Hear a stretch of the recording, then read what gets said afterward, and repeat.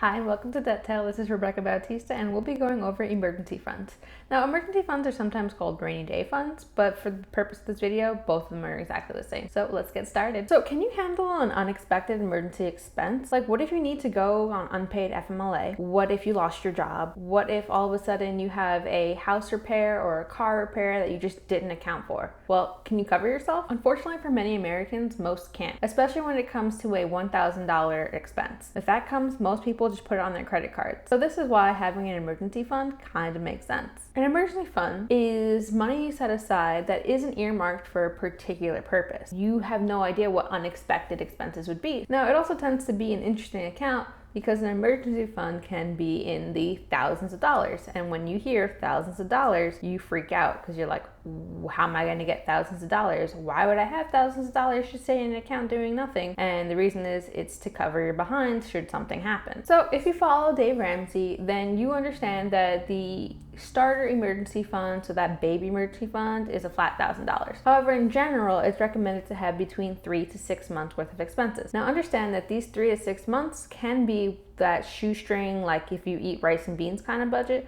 but in other cases, it's like, what do you actually spend that month times 3? Really, it's about what makes you feel comfortable. It's a preference call. For those with variable incomes or who only have their whole entire household based off of one income, it's generally advised that you have a 9 to 12 month emergency fund. This is because it's generally harder to account for certain things when, one, you're the sole income provider, or in terms of having a variable income, you never know if you're going to have good months, bad months, and how long you would have these type of spells. So you'd have a longer run time essentially to cover expenses until you get back on your feet. Now, if you're in a career field where it's really easy to replace your job, then you could be on that lower end of the ranges. So between that 3 to 6, you would go for 3 months. If you are a solo income provider and you know you can quickly get your job back, then you could be on that 9 instead of that 12-month range. In general, what you want to do is just have some type of money put aside that can cover things should unfortunately hit the fan. You are doing this to give yourself peace of mind. So do whatever makes you feel comfortable.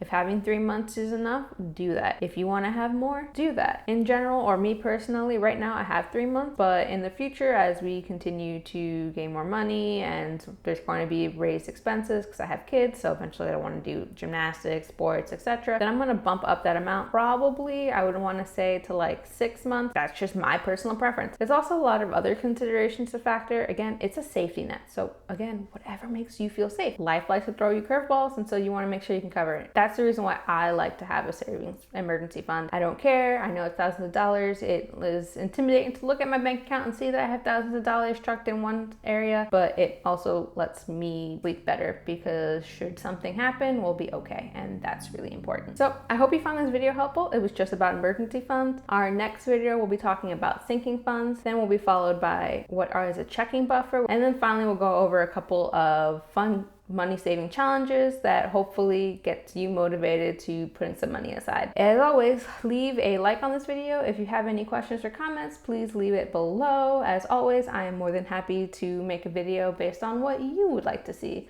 So just let me know. All right, see you in the next one. Bye.